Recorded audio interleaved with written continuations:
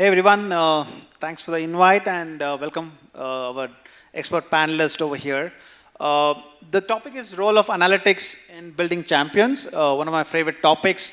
I used to work in corporate like for 10 years, then I was so very interested in bringing analytics into sports and looking at a lot of numbers which comes over there. Here, when we always talk about numbers, we always look at stats, everyone wants to become a data scientist, look at multiple information, but we always talk about runs, goals, shots, but here a lot more information about sleep, a lot of things about acceleration, deceleration, a lot of real time, I think also the GPS data all comes into picture. So we have a great experts or panelists who will be here in order to talk about this particular, that how analytics can be leveraged and how can we develop champions over there. To start with, I think I would like to ask each one of you to introduce a small thing about you and also something, a fun fact about the work you have done in the field, which maybe not many people would be knowing that. Maybe a small work you have done with a coach or some kind of a player or an athlete. So that's something we'll start with. Over to you, Rajesh. Thanks, Naveen. So yeah, I'm with Cricinfo, and hopefully a lot of you follow the site. So I'm the stats editor, and I've been with Wisden and Cricinfo for about 23 years now. So it's a really long time. So yeah, we've done a fair amount of number crunching data and all of that. Something that I would specifically like to point out is in terms of analytics and going deeper into numbers than just averages and strike rates and economy rates. We've come up with a set of metrics called smart stats, especially in white ball cricket, that's T20s and ODIs, which specifically looks at context and pressure and the situation of the match and all of that. And then we try to differentiate between performance A and performance B based on not just the broad numbers, but specifics of how they went about doing what they did and how that made a difference. So I guess we'll get into that a little bit more as we go along, but for the moment, I guess that'll do. Good evening all. I am Usha Kaniganti, working as a sports scientific officer, biochemistry in SAI, Sports Authority of India. They asked me to make it funny, so my job is to suck blood from athletes. I collect almost thousands of athletes' blood every year, and I do analysis. Initially, they cry and they say, I'm so scared to give the blood. Later, eventually, they get used to it. After 5-6 times, they say, Madam, take it. Jitna chahiye utna le lo. So I work with, analysis of blood parameters. That was a good one, ma'am. Very good. Hi, everybody. I'm Dr. Sreenan. Like when Naveen was saying, when we talk about analytics in sports, we're looking at everything from performance stats to how real-time data can help an athlete improve their individual performance. Like we're talking about health monitoring data. So I run a private sports medicine practice, and I also tour with teams. So there are two aspects to this. When I'm touring with teams, I'm collaborating with SNC coaches, physiotherapists, and the sports coach and the player. Whereas at my private practice, I'm dealing with recreational, serious athletes or the corporate athletes who actually come in with a lot more data than a team thing. Like each one's talking about their individual resting heart rate, their heart rate variability, the quality of their sleep and all that. So my role is primarily to convert that data, break it down into understandable thing. Like it's very simple to, like if somebody comes in with a blood test, they're going to come in with, everyone's talking about good cholesterol, bad cholesterol, but they don't know there is something called as a good cholesterol to bad cholesterol ratio. So you sort of explain that to them, and that's what I do. Yeah, thank you. We'll go into it probably with more specific. Thanks, doctor. Thanks, Naveen. I'm going to get to the fun fact directly without any... So a lot of analysts, running data, crunching numbers as a nutritionist, and this is a real story, I don't want to name the athlete. They're all discussing this back room, and this is actually a cricketer, and they go to the cricketer now and say, this is what we have found. And that person is actually heading to a party at that time. The only question he asked after all that number in analytics was, can I eat biryani or not tonight? So all the experts actually could not answer that question, despite all the science and math and all the degrees behind.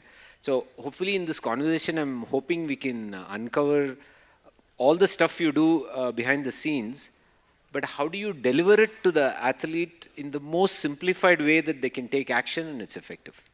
So that's one of the things. Perfect. Thanks, Vijay. Recently, last Saturday, I was in one of the events in Bangalore International Center, and there was a researcher, a professor from IIT, who was talking about the ball movement, the red ball, cricket, like red ball, white ball, and Jaugal Srinath was the guest over there, and they were talking about, putting a lot of air in a tunnel and how the ball can move, and depending on the weight, the shining in one side and the other side of the, which has been rough, and how the reverse swing happened, right? It went for like half an hour, and then Jaugal Srinath was called. He was given a ball on his hand and said, how do you explain this to an bowlers, was there. So he gave a small example about, there used to be a player called David Johnson, who was playing for Karnataka, recently passed away. So he said, like, the ball was moving, you don't know what was happening. Then Jaugal told him that you better bowl him at the 7th stump and see what happens. That's what the indication he gave. So that means in order to make so much of data, the complex data, and to be more specific to what to take away, it becomes a very important aspect of things which comes into picture over there. So I think the upcoming Sunday, I think it's coming up with the IPL auction coming in. You spoke about, Rajesh, about a lot of smart stats which you guys have developed with IIT Madras, right? So what do you think, how do you go and explain someone about these are the smart stats that have been used? There's something called pressure index, something of total impact as such. But how do you make sure a owner or a coach will be able to say, hey, this is the number I'm going to look at. How does a player play in his pressure movement? What is it impactful? He might not have scored 100 runs or 50, but that 30 runs or 20 runs is very impactful. How do you communicate that to a coach? So right, in very simple terms, who's a match winner? Who can win you a match? And so the impact is really that. And when we are like breaking it down into numbers, we still need to do it in very tangible forms. Like I was discussing this, the KL Rahul, if couple of seasons back he scored 200s. 103 of 60 balls and 103 of 62 balls. And if you look at it at the surface, they are very identical. In our impact numbers, one of those scores got him some 160 points, the other one got him 105 points or something like that. So a huge difference, very identical scores. So if you're explaining that to someone, you would just break it down into numbers that you would understand. So if you scored 100 of 60, how many did the other guys around you score? Did they contribute as much, or did they, in one of the cases they scored 58 of 60 balls. So they were scoring at under a run a ball, while Rahul was scoring at, 160 or 170. So therein lies the difference between what a player A is doing and the others are doing. Well, how many runs did you contribute while you were at the crease? What kind of bowlers were bowling? What did the other players contribute? So pressure index is really what you and I sit and say, 50 runs needed of 5 overs, 4 wickets in hand. You take Russell out of the equation, the other guys will do shit. So you'll say that all the pressure is on Russell to deliver. So what we did is, from that discussion, if you take Russell out of the equation, what are the other players likely to contribute? That is the pressure index on Russell. So how you would communicate that is how you converse with someone who likes the game, enjoys the game. So you try to break it down into, of course, the calculation that goes behind it will be very intricate, which I don't know myself, so I'll not get into. But in simple terms, that's how you would, while you and I as laymen watch the game, you would normally use those terms. What we have tried to do is to contextualize that and to quantify it, to give numbers to it so that you feel that those parameters that you generally discuss qualitatively get into some forms of numbers. And from what we have seen in terms of reactions, a lot of experts, coaches tend to agree with that. So we think that we are sort of going in the right direction, though it's still work in progress, and we try to sort of improve on it and enhance it as we go along. Thanks, Rajesh. Ma'am, it's for you, like you spoke about the blood part, right? So when we look at numbers, everyone knows about the scores as such. So as a layman, like, what do you understand from the blood, and what is that numbers or metrics do you get out of that? And then how do you communicate that to an maybe the coach or the athlete, that what is there in my blood and what really I can be able to do upon?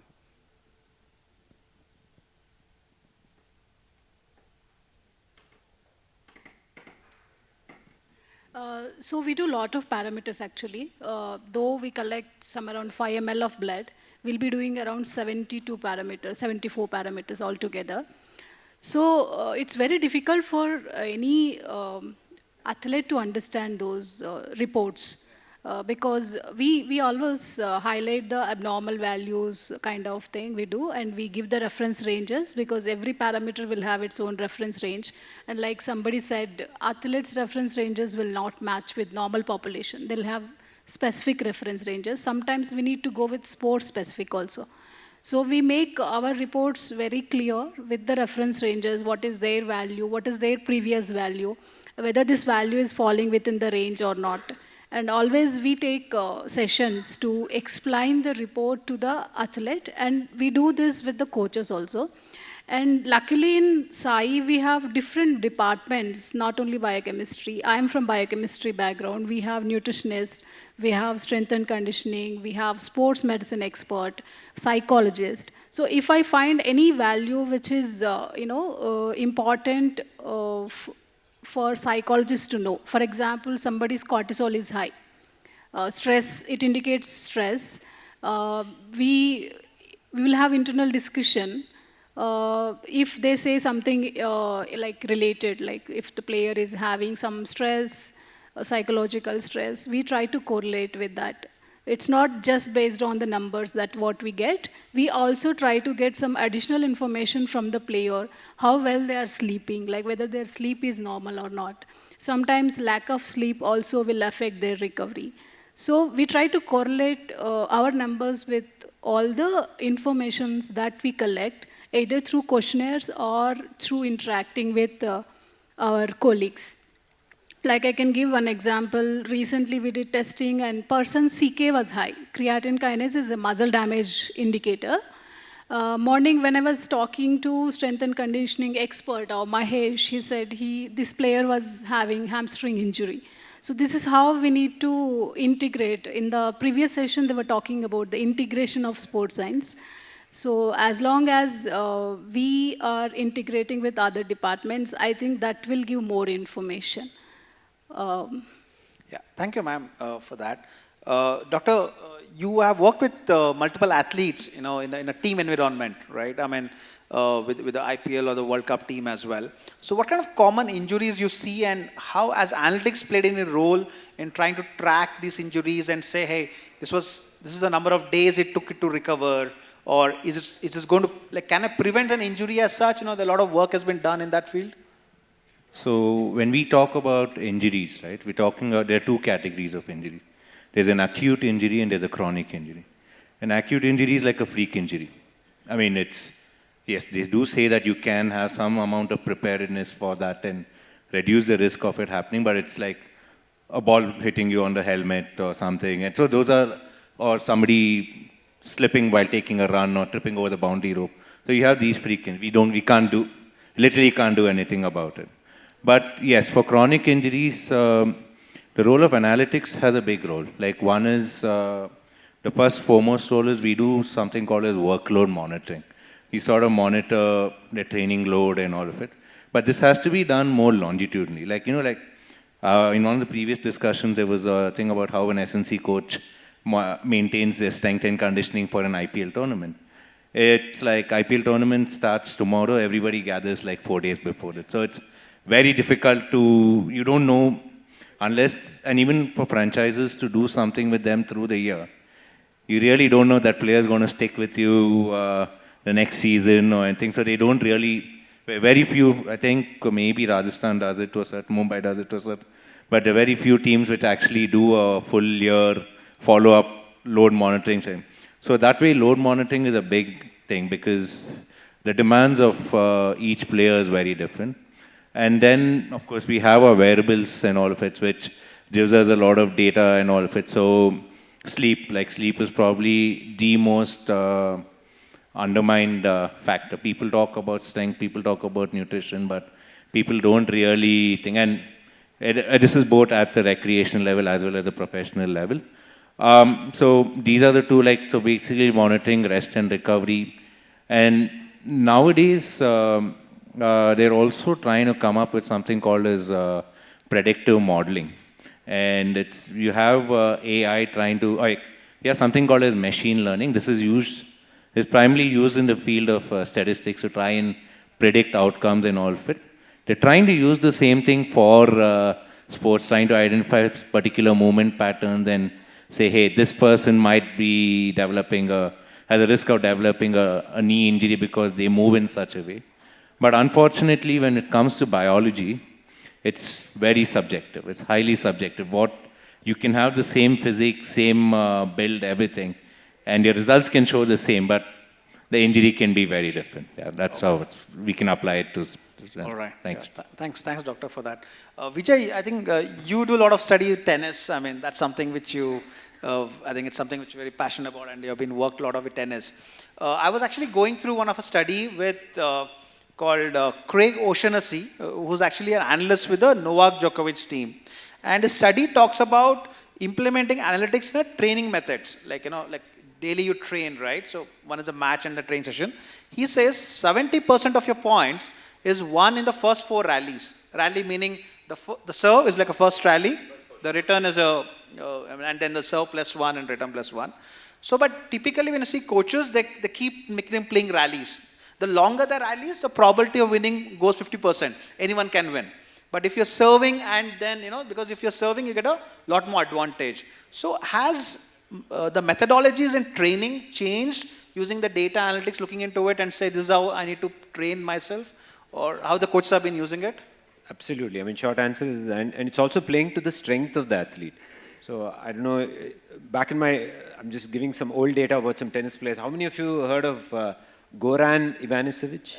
Right? During his playing days, not as a coach of Djokovic that Naveen is asking. So in his time when we used to watch, there were no rallies at all. If Pete Sampras is playing Ivanisevic, this is when Wimbledon... Serve and volley. Yeah, there was nothing happening other than both kept serving aces. It used to go 6-all, tie break, and people, it almost became like I paid to watch a rally, but rally is not happening, right? So to your point, understanding the player style is definitely critical. And then, for example, Nadal retired this week. The general pattern recognition, if you run through analytics, is don't get into a longer rally with Rafa. Yeah. He's going to wear you down.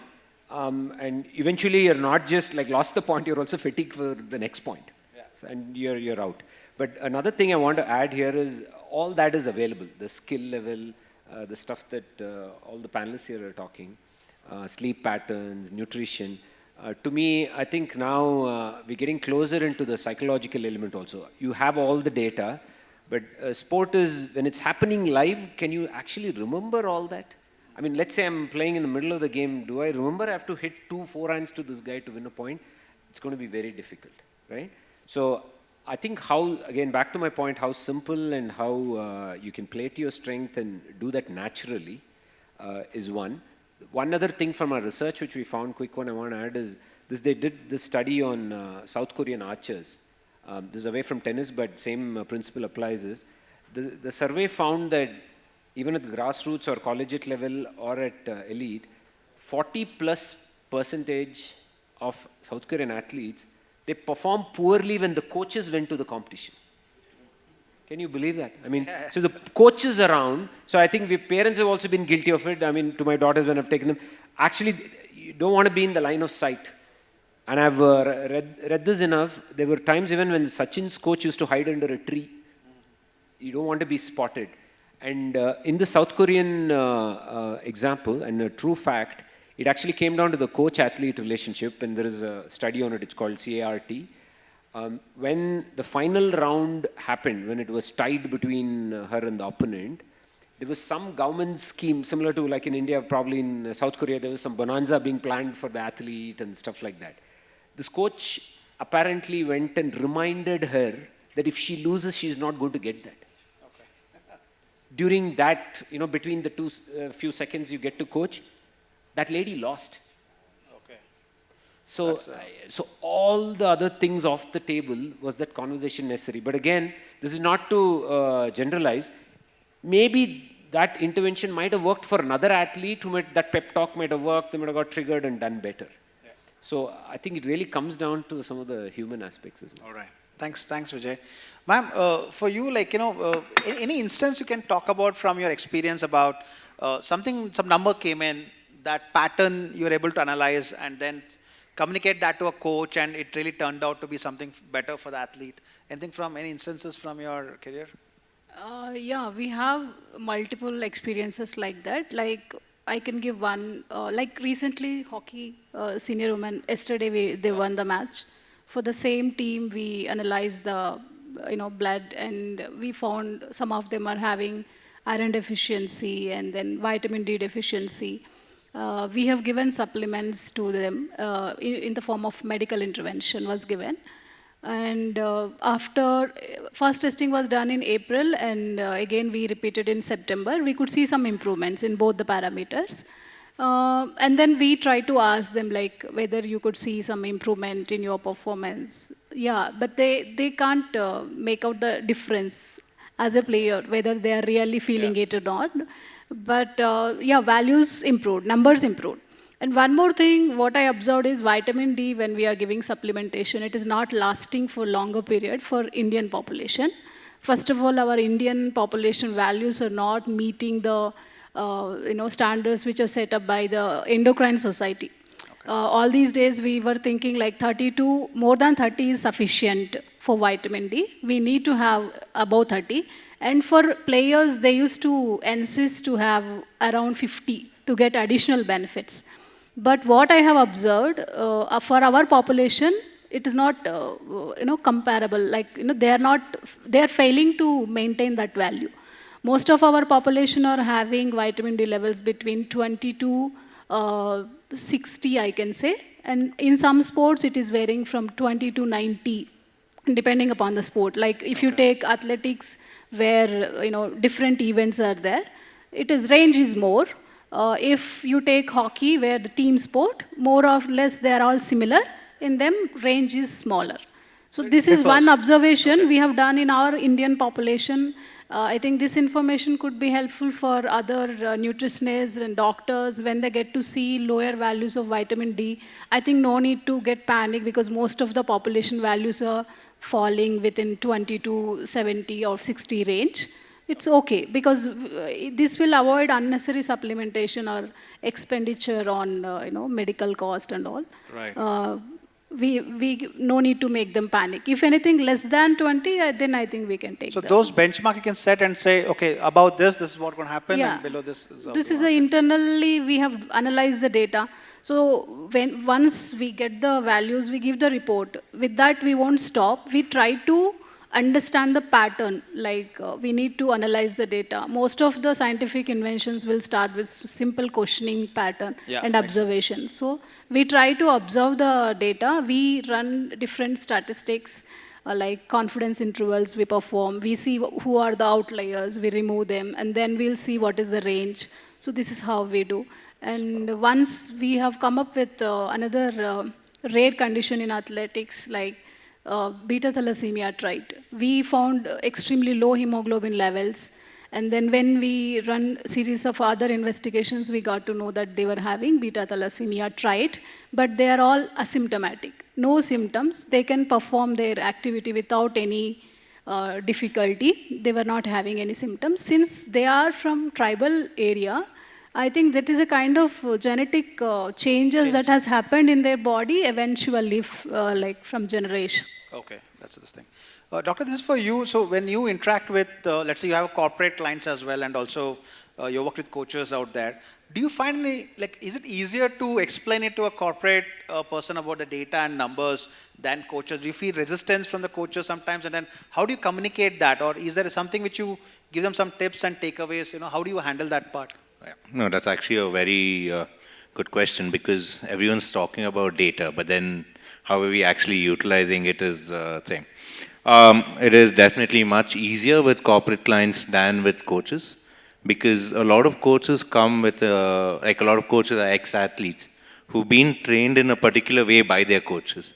And a lot of them come with that mentality, no, my coach taught me like this is what I'm going to do. This worked for me. Am I not, didn't I perform to my best? That's what he or she thinks. They might have performed a lot better without the thing.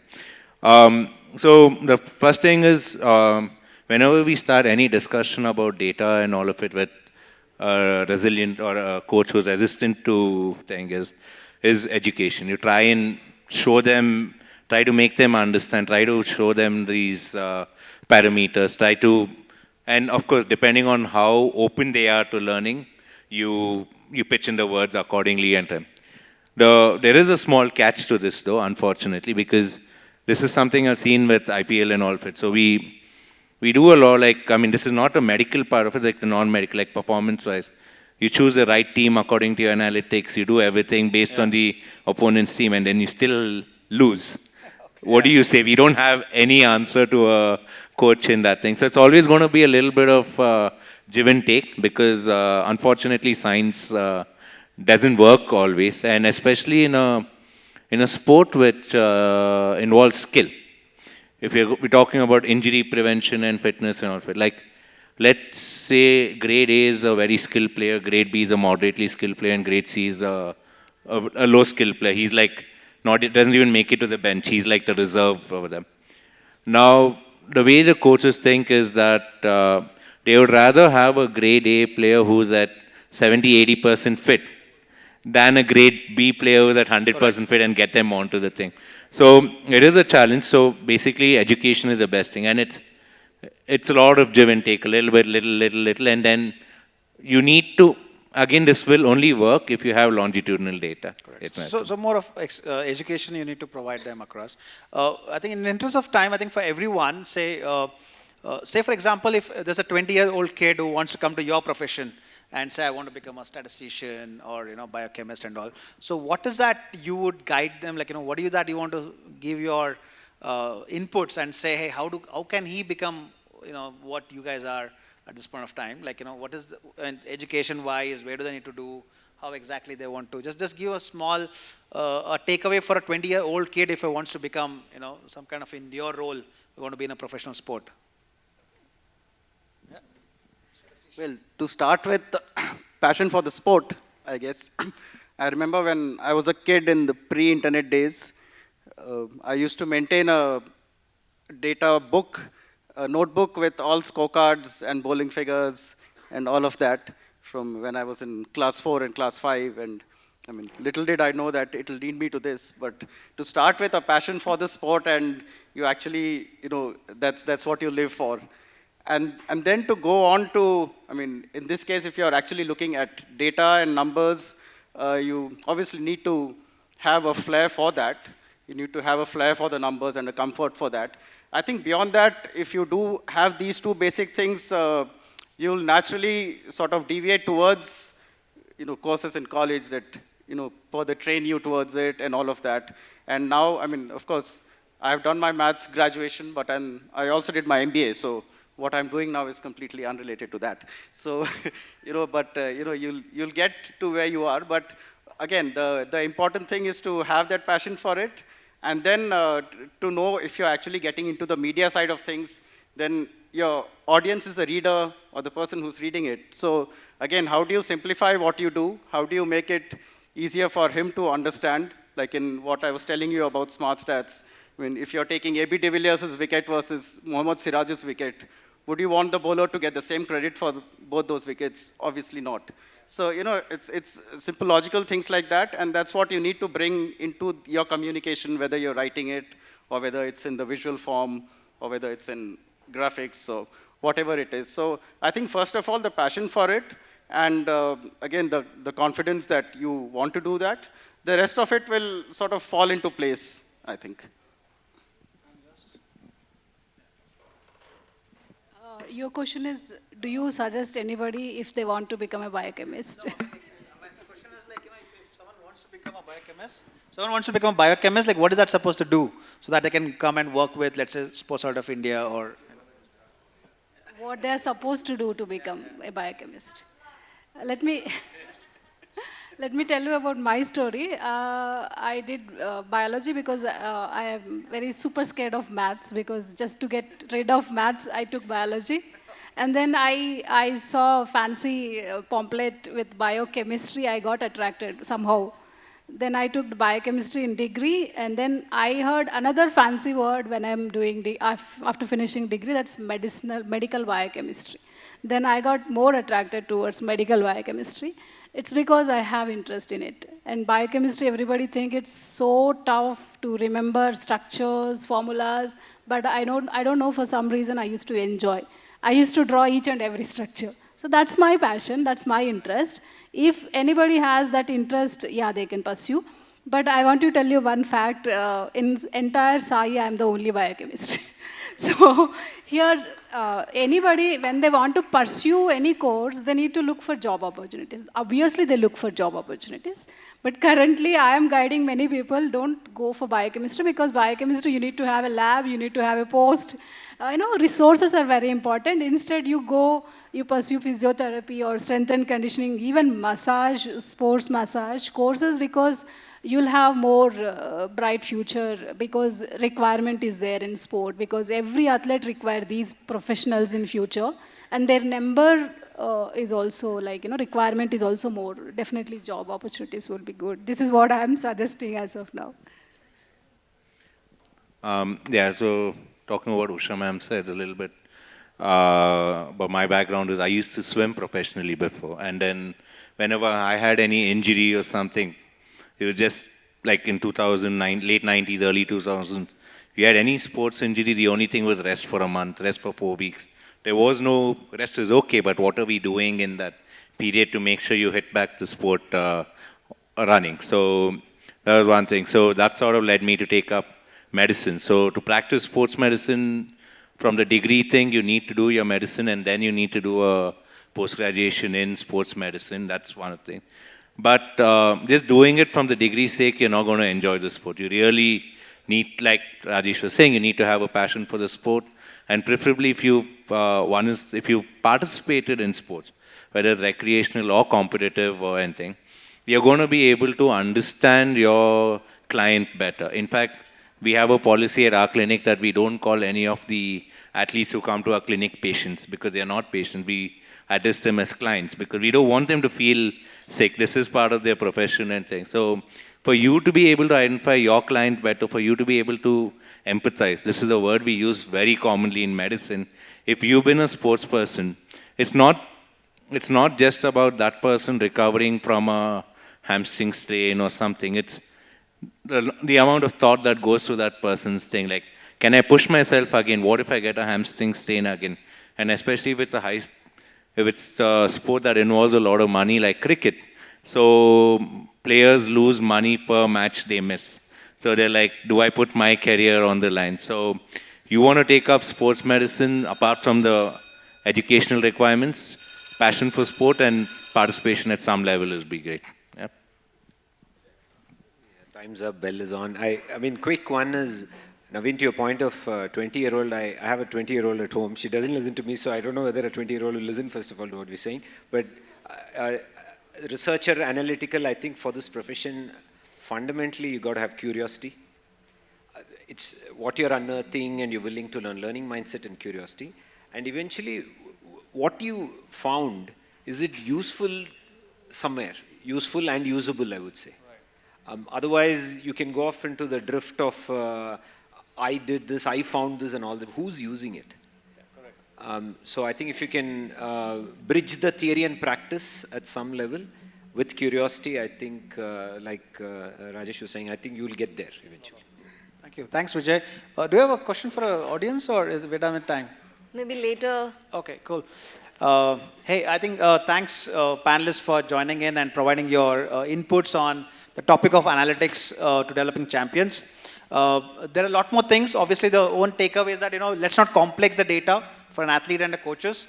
Let's make it simple for them to go and implement on the ground, on the training session, and also communicate that better. That becomes much more easy for them to do it.